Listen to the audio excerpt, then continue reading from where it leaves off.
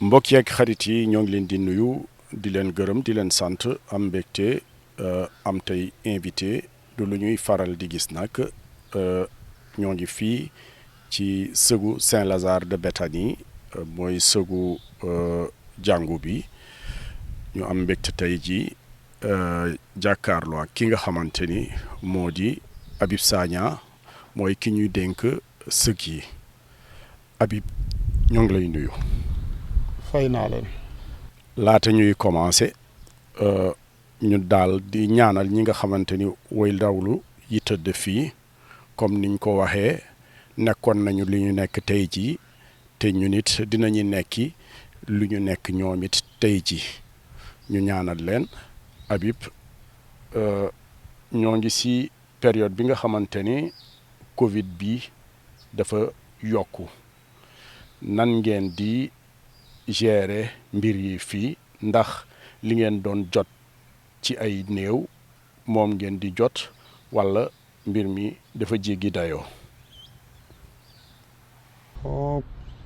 situation bi fan yi dafa yokk par rapport ak luñ daan am ñun d'habitude fii mënoon nañu toog ci semaine bi am 4 à 5 enterrements mais depuis 5 jours de cela dañu gis ni cas yi dafa yokku enterrement yi dafa yokku déclaration de décès itam dafa yokku. yan motukaay ngeen ci jël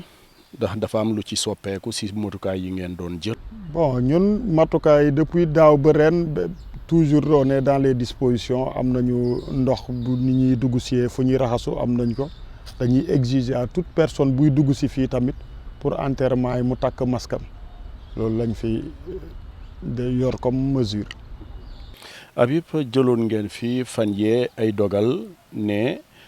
que ñii di gunge seeni néew ci biir sëg yi duñu weesu 25 ndax yéen a ngi ci loolu ba tey walla dogal boobu tëbal ngeen ko. mesure bi normalement mu ngi en vigueur ba tey mais bañ ko jëlee daaw dañ ci jànkonte lay tolof-tolof yi métti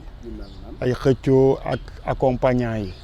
finalement gardien yi dem ba lâché parce que tam dafa metti ngay ñëw nit ki di gunge ci néewam ba fii boo leen nee 25 ñii dinañu comprendre ñii duñu comprendre xam nga tamit denc néew àndul ak coow finalement ñu ne leen léegi comme demee na nii balaa ay nit di fi coow bay xeex jaru ko léegi nañ leen may ñoom ñu dugg mais bu ñu duggee tamit bu ñuy def seen prière nañ nekk à distance ak fossoyeurs yi. parce que ñun tamit dañu am ay fossoyeurs yi nga xamante ni il faut les protéger ndegam ñoom ñoo nangu di def liggéey bi foog tamit nit ñuy may leen tuuti distance par rapport ak ñoom seen liggéey moo tax dañ ne nit ñi bu ñu defee prière bu pare ñu écarté wu may leen ñoom ñu mun a def seen liggéey. yan motukaay ngeen teg pour fossoyeurs yi. fossoyeurs yi mooy lim la wax bon am nañu ay masque fii am nañu ay gel mais corps bi bu ñëwee ba ñu wàccee. ñoom dañuy nekk à l'écart bu nit ñi defee seen prière ba pare nag ñu sore leen tam may leen ñoom ñu def seen liggéey donc du fossoyeurs yi du ñu jaxasoo ak nit ñi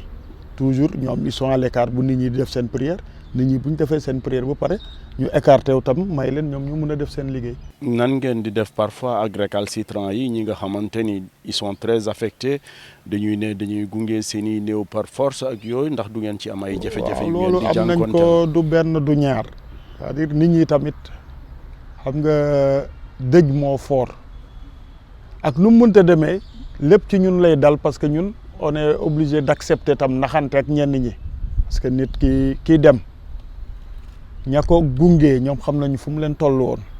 moo tax des fois foog nga jouer tam ci fibre sentimentale boobu nga xam ni kii kat papam la wala yaayam la wala màggam la wala xaritam la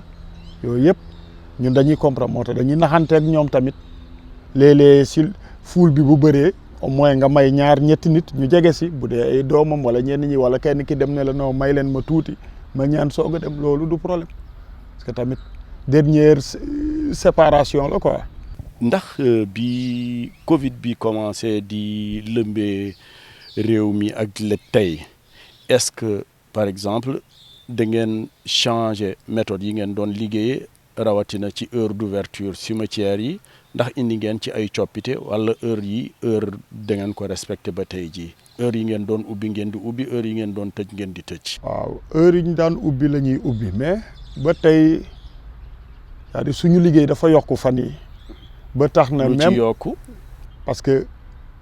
enterrement yi dañoo bëri comme enterrement yi dañu bëri liggéey bi day yokku heure yi ñu daan wàcc sa wàccatuñu ko démb ñu ngi yoon fii ba presque 19h30 vendredi presque 20h moins la ñu génn fii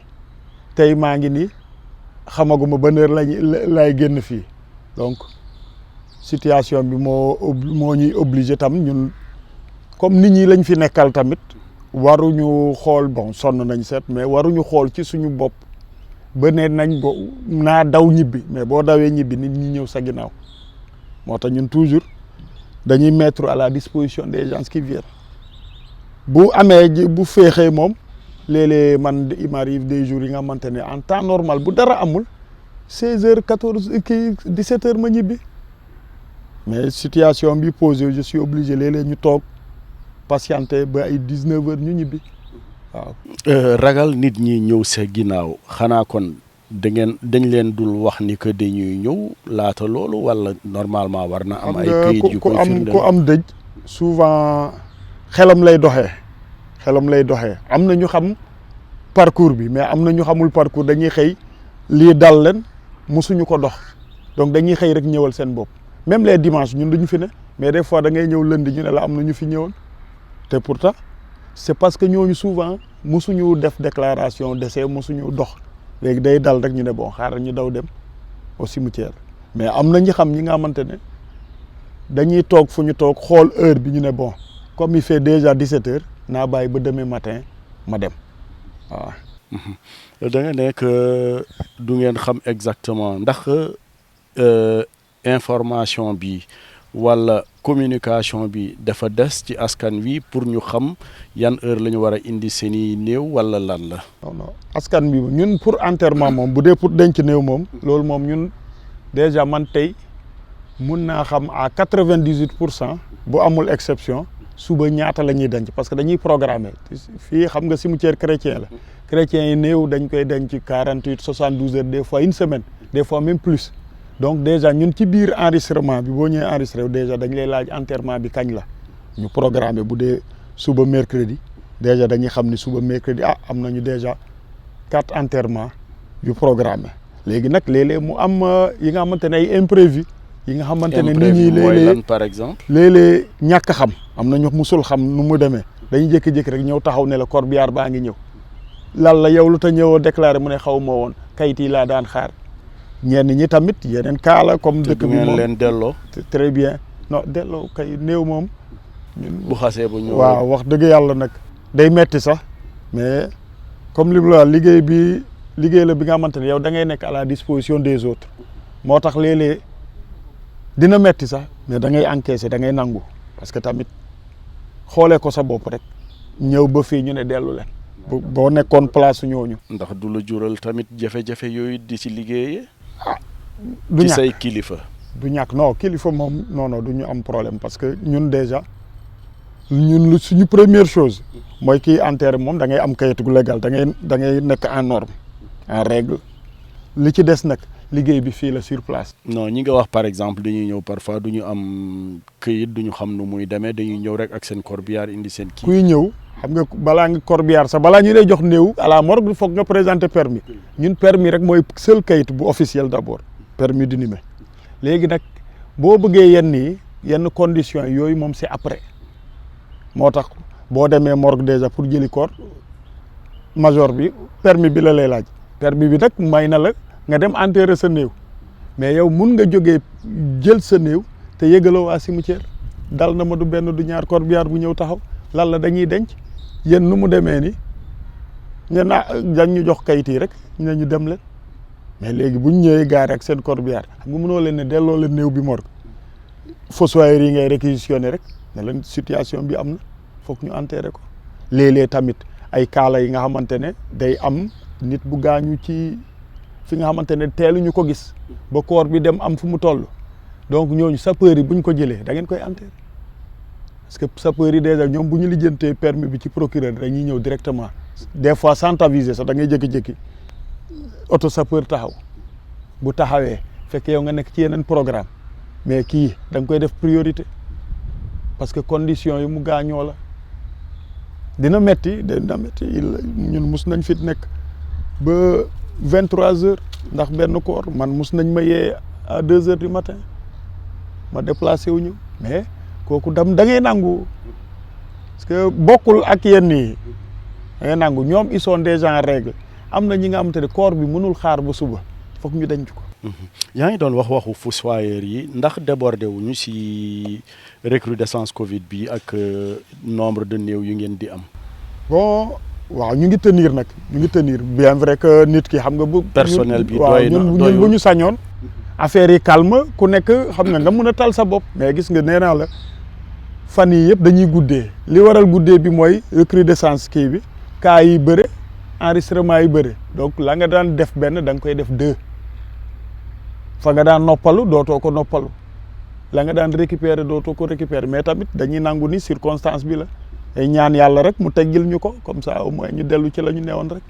am jàmm. ndax aussi impacté wul ci espace bi fi des. à coup sûr espace bi moom day impacté wu tant que ñu ngi nit ñaa ngi dem espace bi dañ koy occupé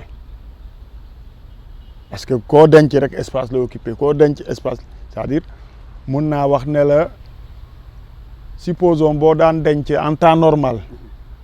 100 ci espace 6 mois ñu ne la léegi 100 boobu da nga koy denc ci espace 3 mois xam nga bokkul donc espace bi noonu lay demee sànq maa ngi koy wax benn pas fi ma ne ko évolution bi dafa gaaw surtout bi Covid bi ñëwee daaw ak ren boo ko comparé ak yeneen année yi da ngay sentir ni dafa gaaw. lan la parce que li ñuy dal ni bu doon en temps normal mooy lim lay ñun daan nañ toog di nga toog ay fan léeg-léeg nga ñëw fii wéet chaque léeg-léeg nit ñëw ne mais fii tey dara amu fi ñëpp toog fii di waxtaan di kafakre loolu la ñuy ñaan yàlla mais malheureusement la ñu gis fan yi moom mu ngi ñuy xaw a inquiété. ndax ragalu leen tamit sëk yi gaaw fees problème espace posé wu carrément. parce que doon nañ dégg fan yee ñuy nekk espace bi léegi doyatul fu mu nekk nii. moom laa lay wax rek jànkonte la kiy espace bi moom ñu ngi koy occuper comme nuñ ko waree occuper loolu moom c'est normal parce que ku ne tamit foog nga occuper sa espace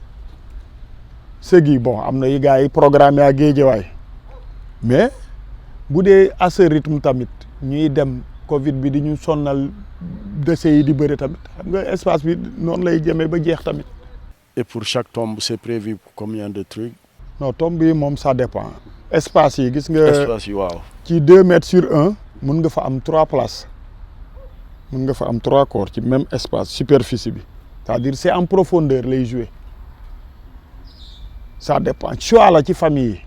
am na famille yi nga xamante dañ la naan benn place am na yi nga xamante ne ay tombe la yi nga xamante ne da nga koy xool moom ak benn place bi ñoo bokk dimension mais pour c'est prévu pour 2 places am na yi dem ba 3 places. mais lépp ci suuf la c'est en profondeur quoi. En profondeur. Voilà. En profondeur et en hauteur. Très bien. C'est comme ça que ça se passe. Voilà. Nii ok quoi.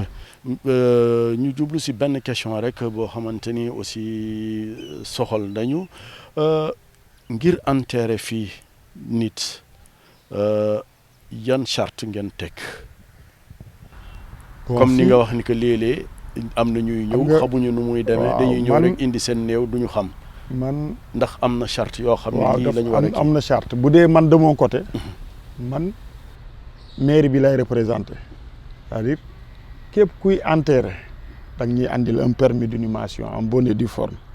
moom ngay présenté ñu enterrer la léegi enterrement bi proprement dit dafa am lu ci église bi teg c'est-à-dire am na enterrement simple mooy bu ñu gas rek suul boobu da ngay andi permis bi d'abord ci côté administratif léegi fay bi 5000 francs la am na enterrement bi ngay mooy bi mu lay expliquer sànq bu benn place bu ñu tabax boobu 80 000 francs la ñu jox la kayit nga dem perception fay 14 000 da lay dikkee 94 000 am na bu 2 places boobu 130 000 la ak 14 000 bi ngay fay perception noonu la rek. une seule fois nga koy fay. voilà c'est perpète di nga am sa titre foncier sa lañ lay délivrer après waaw loolu la moo tax bon am na ñi nga xamante ne xamuñu si dara parce que tamit dëj du ku nekk a koy dox am na ñi nga xamante ne dëj mun nañ dëkk ci koñ musuñu lijjanti dara mun nañ di gunge rek mais duñu lijjanti mais des fois il arrive que mu sës foog nga jóg doxal sa bopp ñu bëri loolu moo leen di dal musuñu ko dox léegi dañuy xëy rek ñëw fii am nga kayit non non amaguma kayit foog mu dellu mairie wala léeg-léeg mu ne la noo hôpital laa jógee jubal si nga ne ko dellul mairie dem uti permis d'inhumation soog a ñëwaat. Habib cimetière bi doon na jànkonteel ak ay ñaawteef ay samba booy ndax gën ngeen jànkonteel li ni mel ñi fi doon ñëw di sàcc wala di def naka sa dul noonu. waaw temps yi moom année yi sant yàlla bu baax te dañuy ñaan yàlla rek mu yem foofu quoi mu yem foofu sant yàlla bu baax léegi moom am nañu jàmm waaw. dernier message boo amoon bi ngay lancé ñi nga xamante ni ñoom ñoo fi indi seen i néew lan lay doon yow mi en tant que gestionnaire cimetière Saint-Lazare de Béthanie. man message bi may lancé dama koy lancé à tous les Sénégalais nañu gëm ni Covid baa ngi fii waxuma nag ni lépp lu fi ñëw Covid la mais nañu gëm ni d'abord mu ngi fii tey moytu tey sóor seeni doom seeni dëkkandoo ñañuy àndal fu ne te moytu yenn jotaay yi loo mën a éviter rek éviter ko le maximum parce que jaru ko situation bu ñuy dund nii vraiment ay dëkk yu mel ni suñu dëkk yi daal mérité wuñu lii mérité wuñu nit ñi bon metti na mais nit ñi tamit nañu jéem a xool loo mën a moytu rek nga moytu ko du xam nga ñenn ñi dañuy yaakaar ragal la mais du loolu da ngay moytu parce que dal na nit mu wér dal na nit tam yóbbaale ko kon du li ngay ragal mais da ngay bañ ñu bañ la boole sax ci ñu mu dal moo gën. rawatina ñi fiy ñëw. très bien ñi fiy ñëw ñoom li ñu leen di wax rek mooy gunge mënuñu ko tere kenn mais bu ñu ñëwee nañu jël distanciation bi respecter distance yi ku mu takkal sa masque boo yoree sa gel sa poche xëy na yenn kii nga am loo laal ko diwal sa loxo waaw. Habib Sagna ñoo ngi lay gërëm di la sant. maa ngi leen di fàttali ni yow yaay gestionnaire cimetière Saint-Lazare de Béthanie mbokk yi yéen it ñoo ngi leen di gërëm di leen sant di ñaanal tamit ñi nga xamante ni moo di woy dawlu yi fi tëdd ba benn yoon incha allah.